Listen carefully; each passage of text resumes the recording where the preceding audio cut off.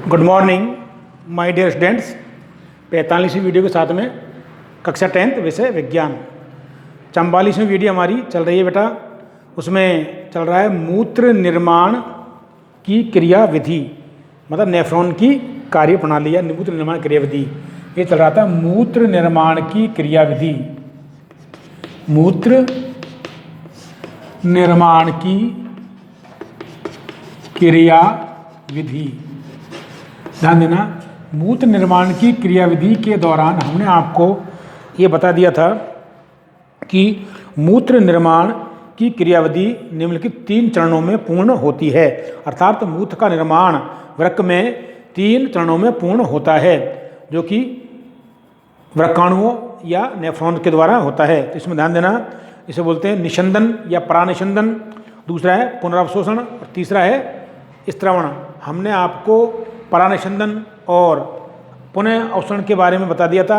हमने आपको ये बताया था कि परानिषंदन किसे कहते हैं, जिसके बारे में हमने आपको ये बताया था कि केशिका गुच्छ ग्लोमेरुलस, जो कि वोमन संपुट में होता है, केशिका गुच्छ की रुधिर केशिकाओं से उत्सर्जी एवं अन्य उत्सर्जी पदार्थों का छनकर, केशिका गुच्छ की रुधिर कोशिकाओं से या रुधिर कोशिकाओं से उत्सर्जी एवं अन्य उपयोगी पदार्थों का छनकर वोमन संपुट की गुहा में आने को परानिषंदन कहते हैं।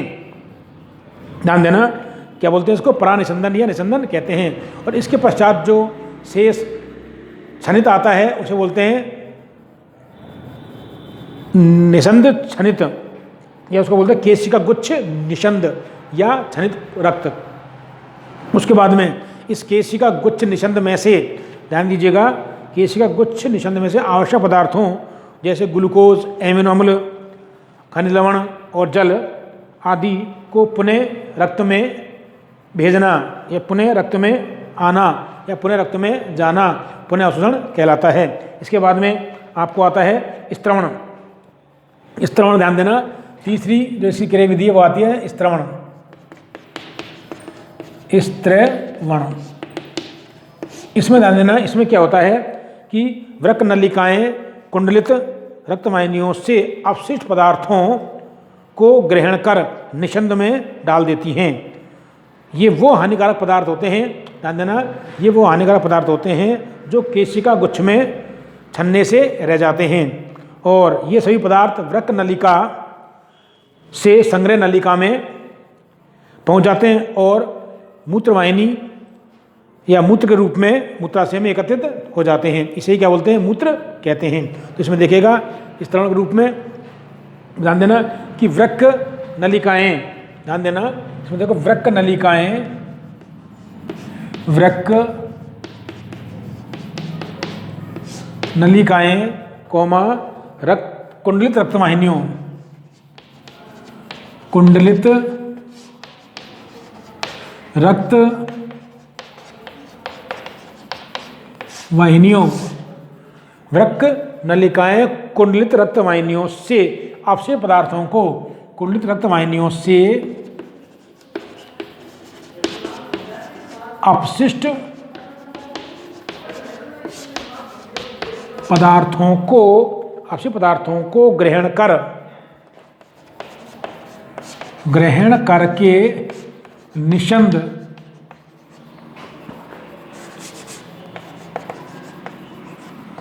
अपशिष्ट पदार्थों को ग्रहण करके निषंद में डाल देती हैं। निषंद में डाल देती हैं, निषंद में डाल देती हैं। ये वो पदार्थ होते हैं, ध्यान देना, ये वो हानिकारक पदार्थ होते हैं, ये वो हानिकारक पदार्थ होते हैं जो केशिका गुच्छ में छनने से रह जाते हैं, जो केशिका गुच्छ में छनने से रह जाते हैं। ध्यान देना, क्या होता है कि वृक्क नलिकाएं जो होती हैं, वृक्क नलिकाएं कौन कौन सी, वृक्क नलिका 3 भागों में बटी होती है, समीपस्थ कुंडलित नलिका, हेनले का लूप और दूरस्थ कुंडलित नलिका। तो ध्यान देना, ये इनके चारों ओर रक्त वाहिनियाँ कुंडलित रूप से लिपटी होती हैं वृक्क नलिका के चारों ओर। तो ये क्या करती हैं? वृक्क नलिकाएं कुंडलित रक्त वाहिनियों से या कुंडलित रक्त वाहिकाओं से, हम ये भी कह सकते हैं कुंडलित रक्त वाहिकाओं से अपशिष्ट पदार्थों को ग्रहण करके निषंद में डाल देती हैं। ये वो हानिकारक पदार्थ होते हैं जो केशिका गुच्छ में छन्ने से रह जाते हैं। ये सभी पदार्थ, आगे लिखो, ये सभी पदार्थ वृक्क नलिका से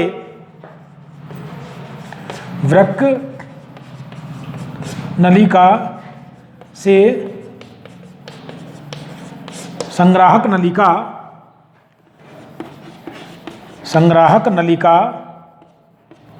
ध्यान देना, वृक्क नलिका से संग्राहक नलिका में पहुंच जाते हैं,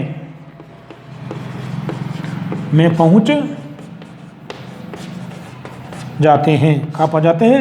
वृक्क नलिका से संग्राहक नलिका में पहुंच जाते हैं और फिर मूत्रवाहिनी के द्वारा पहुंच जाते हैं और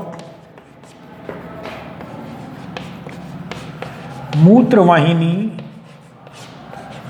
के द्वारा कहाँ पहुंचेंगे? मूत्राशय में। मूत्रवाहिनी के द्वारा मूत्र के रूप में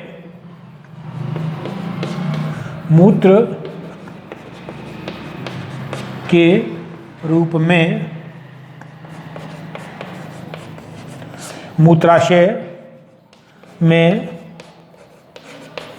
एकत्रित हो जाते हैं। मूत्र के रूप में मूत्राशय में एकत्रित हो जाते हैं। या अब ध्यान देना, और मूत्राशय से मूत्र छिद्र के द्वारा इन्हें बाहर निकाल दिया जाता है। और ध्यान देना, मूत्राशय द्वारा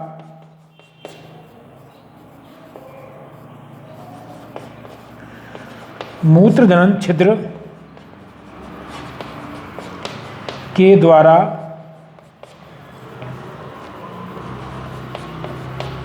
मूत्र के रूप में शरीर से बाहर निकाल दिया जाता है, निकाल दिए जाते हैं। ध्यान देना, दोबारा देखें इसको, वृक्क नलिकाएं कुंडलित रक्त वाहिनियों से अपशिष्ट पदार्थों को ग्रहण करके, ध्यान देना, स्त्रावण में क्या होता है? स्त्रावण का मतलब क्या होता है? निकालना या स्त्रावित करना या स्त्रावित कर दिए जाते हैं। तो स्त्रावण का मतलब होता है कि अपशिष्ट पदार्थों को मूत्र के रूप में, ध्यान देना, बाहर निकाल दिया जाता है।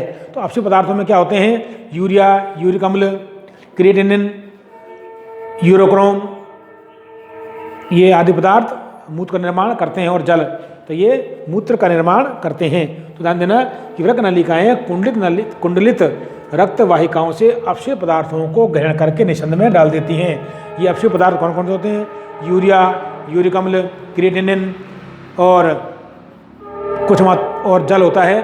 ध्यान देना, इसके बाद में ये वो हानिकारक पदार्थ होते हैं जो केशिका गुच्छ में छन्ने से रह जाते हैं।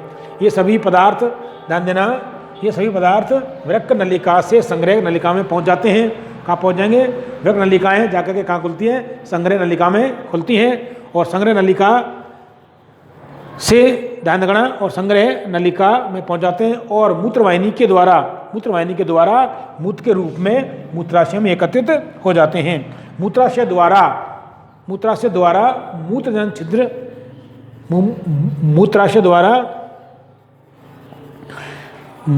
छिद्र, एक मिनट को, इसमें मूत्राशय द्वारा मूत्रजनन छिद्र के रूप में मूत्रजनन छिद्र से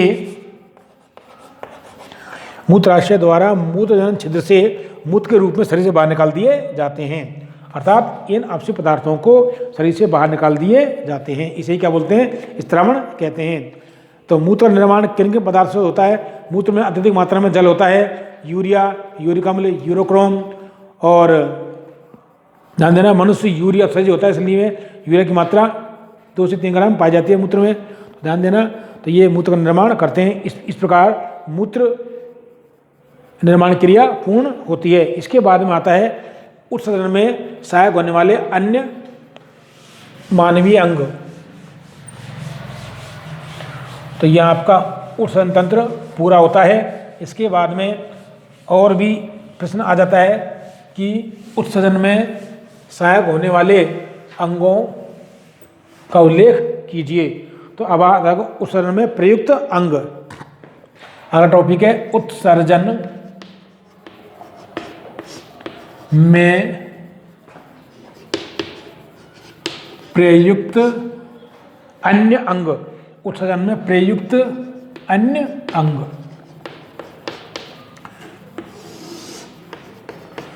उत्सर्जन में प्रयुक्त अन्य अंग, इसमें देखो बेटा, मानव उत्सर्जन तंत्र में मुख्य रूप से वृक्क कार्य करते हैं। इसके अलावा ध्यान देना, मानव में वृक्कों के अलावा अन्य उत्सर्जी अंग अपशिष्ट पदार्थों को उत्सर्जित करने में सहायक होते हैं, जिन्हें फेफड़े, त्वचा और यकृत कहते हैं। तो इसमें देखिएगा, वृक्कों के अलावा मानव में या मानव शरीर में से अपशिष्ट पदार्थों को उत्सर्जित करने में फेफड़े, त्वचा और यकृत आदि अंग भी सहायक होते हैं। तो कैसे होते हैं देखिएगा, ध्यान देना, फेफड़ों के द्वारा श्वसन के रूप में CO2 का उत्सर्जन किया जाता है, जो कि CO2 एक अपशिष्ट गैस होती है मानव शरीर के लिए। इसी प्रकार त्वचा दूसरा अंग है त्वचा। तो त्वचा द्वारा नमक, यूरिया और लैक्टिक अम्ल आदि को पसीने के रूप में शरीर से बाहर निकाल दिया जाता है, शरीर से उत्सर्जित किया जाता है। इसी प्रकार स्टेरॉल, हाइड्रोकार्बन आदि को सीबम के साथ उत्सर्जित किया जाता है। अब आता है आपको यकृत। ध्यान देना, यकृत में बिलिरुबिन और बिलिरुबिन, विटामिन और स्टेरॉयड हार्मोन आदि का मल के साथ में उत्सर्जन किया जाता है। अर्थात यकृत में जो हीमोग्लोबिन के टूटने से बनते हैं कौन कौन से पदार्थ, या RBC के टूटने से बनते हैं, ध्यान देना, बिलिरुबिन और विटामिन, स्टेरॉयड हार्मोन आदि को मल के साथ उत्सर्जित किया जाता है, जिनके बारे में देख लीजिएगा। तो देखो, इसमें आ जाएगा आपको उत्सर्जन में प्रयुक्त अन्य अंग। इसमें देखो, वृक्कों के अलावा, इसमें आ जाएगा वृक्कों के अलावा, ध्यान देना क्या आता है, वृक्कों के अलावा मानव शरीर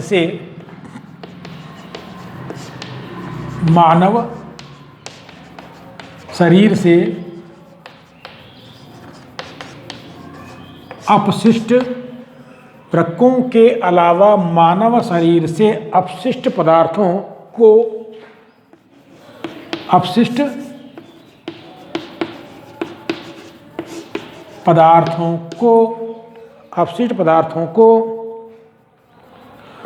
उत्सर्जित करने में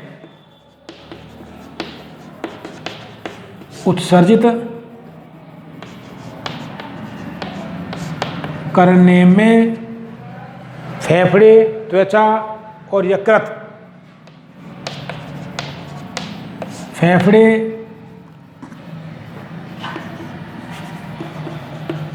त्वचा और यकृत आदि अंग भी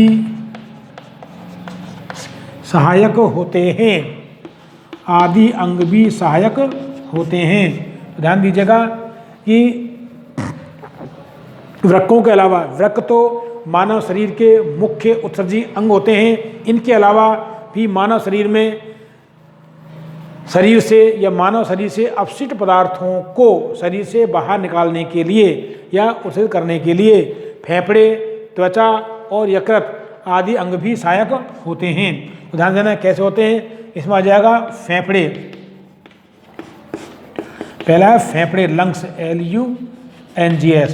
ध्यान देना, श्वसन क्रिया के दौरान, ध्यान देना, श्वसन क्रिया के दौरान या बाह्य श्वसन के दौरान CO2 को फेफड़ों द्वारा बाहर निकाल दिया जाता है, जो कि उपापचय क्रियाओं के फलस्वरूप निर्मित होती है। ध्यान देना, इनके द्वारा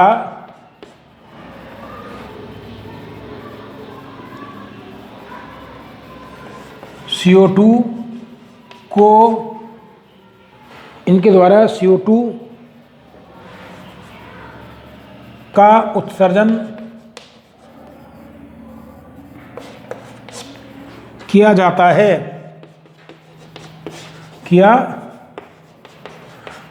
है, जो कि एक श्वसन का भाग होती है। अब आता है आपको दूसरा, इसमें आ जाते हैं आपको त्वचा, स्किन। ध्यान देना, त्वचा, तो इसमें आ जाएगा आपको कि नमक, सोडियम क्लोराइड, नमक, यूरिया और लैक्टिक अम्ल आदि को पसीने के साथ उत्सर्जित किया जाता है। ध्यान देना, इसके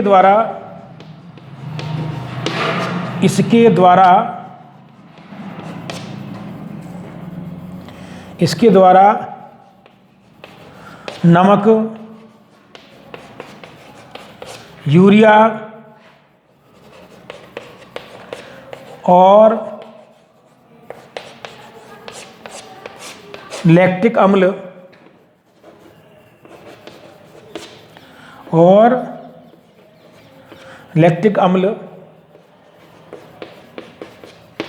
आदि को, लैक्टिक अम्ल किसके द्वारा, त्वचा के द्वारा या इसके द्वारा नमक, NaCl, सोडियम क्लोराइड, यूरिया और लैक्टिक अम्ल आदि को पसीने के साथ, आदि को किसके साथ में, पसीने के साथ उत्सर्जित किया जाता है, पसीने के साथ उत्सर्जित किया जाता है। इसी प्रकार स्टेरॉल, हाइड्रोकार्बन आदि को सीबम के साथ उत्सर्जित किया जाता है। ध्यान देना, इसी प्रकार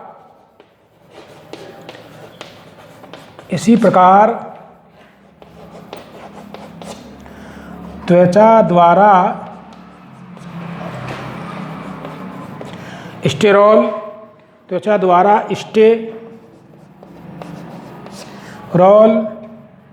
व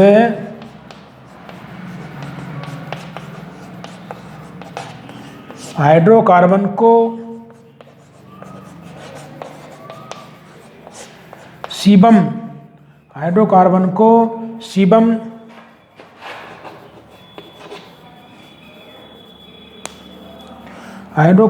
को सीबम, के साथ उत्सर्जित किया जाता है। तो ध्यान दीजिएगा कि त्वचा द्वारा, ध्यान देना, नमक, यूरिया और लैक्टिक अम्ल आदि को पसीने के साथ उत्सर्जित किया जाता है। इसी प्रकार त्वचा द्वारा स्टेरॉल, हाइड्रोकार्बन को सीबम के साथ उत्सर्जित किया जाता है। किसके साथ में, सीबम के साथ उत्सर्जित किया जाता है। तो इसी प्रकार तीसरा जो है यकृत, तो तीसरा अंग है जिसके द्वारा शरीर से अपशिष्ट पदार्थों को निष्कासित किया जाता है, वो है यकृत। तो यकृत में हीमोग्लोबिन के टूटने या RBC के टूटने से बिलिरुबिन आदि पदार्थों को मल के साथ उत्सर्जित किया जाता है। तीसरा पदार्थ है इसके अंदर, वो अंग है यकृत, LIVER, लिवर। ध्यान देना,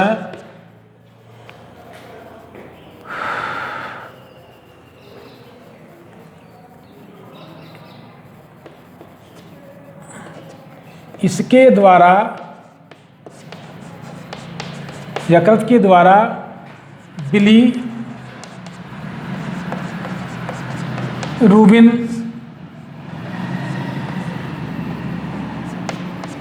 बिलिरुबिन, बिलीवर्डिन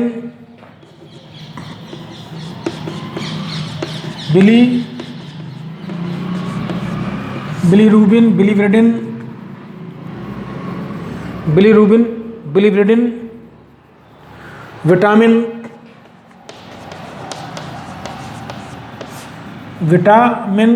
इसमें आ जाएगा, और steroid, vitamin, steroid, hormone, vitamin और steroid, hormone, vitamin, steroid, hormone आदि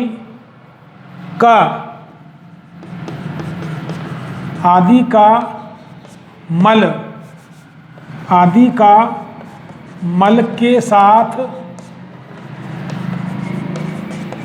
उत्सर्जन किया जाता है, आदि का मल के साथ उत्सर्जन किया जाता है। तो ध्यान देना, त्वचा द्वारा बिलीरुबिन, बिलीवर्डिन जो कि हीमोग्लोबिन या आरबीसी या रक्त के टूटने से या नष्ट होने से बनते हैं, और विटामिन और स्टेरॉइड, हार्मोन आदि का मल के साथ उत्सर्जन किया जाता है। ध्यान देना। तो इस प्रकार ध्यान दीजिएगा, ये आपका उत्सर्जन तंत्र पूरा होता है। ध्यान दीजिएगा। और इसके बाद में अगला जो तंत्र है आपका वो आता है जनन तंत्र।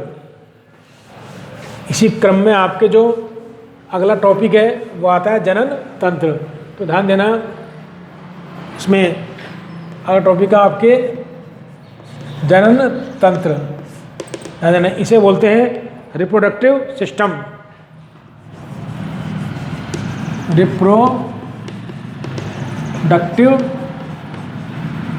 सिस्टम। ध्यान दीजिएगा, जनन तंत्र। तो इसमें आता है जनन तंत्र में, तो सबसे पहले जीवों में पाए जाने वाला, ध्यान रखना, जनन तंत्र एक महत्वपूर्ण ही तंत्र होता है जिसके द्वारा अपने समान संतति उत्पन्न करता है।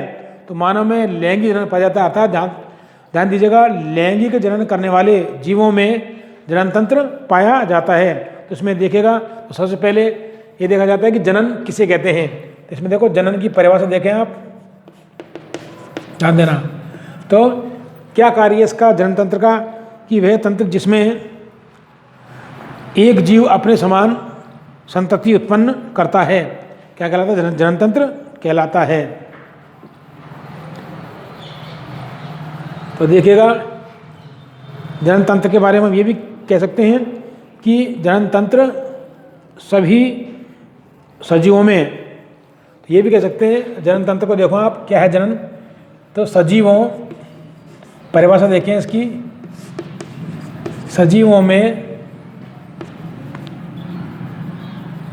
सजीवों द्वारा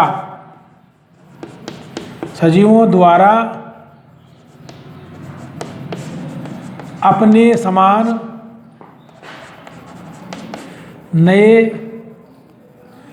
नई संतति, सजीवों द्वारा अपने समान नए संतति जीव उत्पन्न करने की प्रक्रिया को जनन कहते हैं। तो ध्यान देना बेटा, सजीवों द्वारा अपने समान नए संतति जीव उत्पन्न करने की प्रक्रिया को जनन कहते हैं। और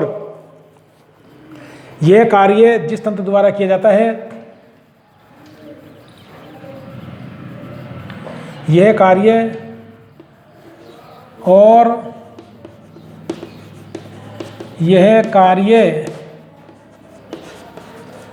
जिस तंत्र द्वारा किया जाता है उसे जनन तंत्र कहते हैं। ध्यान देना, सजीवों द्वारा अपने समान नए संतति जीव उत्पन्न करने की प्रक्रिया को जनन कहते हैं। और यह कार्य जिस तंत्र के द्वारा किया जाता है उसे क्या बोला जाता है, जनन तंत्र कहते हैं। तो ध्यान देना, तो जनन मुख्य रूप से दो प्रकार का होता है, अलैंगिक जनन और लैंगिक जनन। ध्यान देना, मानव में जनन तंत्र, आगे देखो, मानव में लैंगिक जनन पाया जाता है।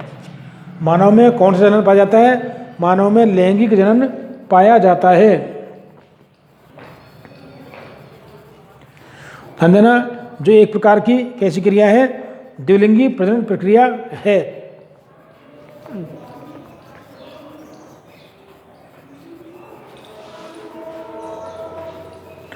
तो मानव में लैंगिक जनन पाया जाता है। ध्यान देना, मानव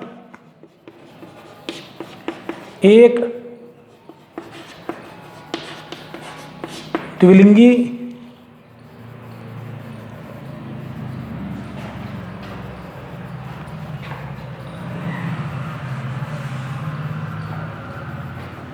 तो ध्यान दीजिएगा, मानव में लैंगिक जनन पाया जाता है। तो लैंगिक जनन क्या होता है? लैंगिक जनन के दौरान, ध्यान देना, नर एवं मादा युग्मकों का निर्माण होता है और जिनके संलयन से युग्मनज का निर्माण होता है। तो ध्यान दीजिएगा,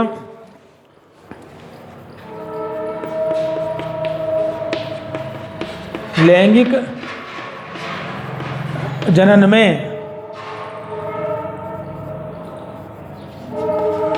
नर एवं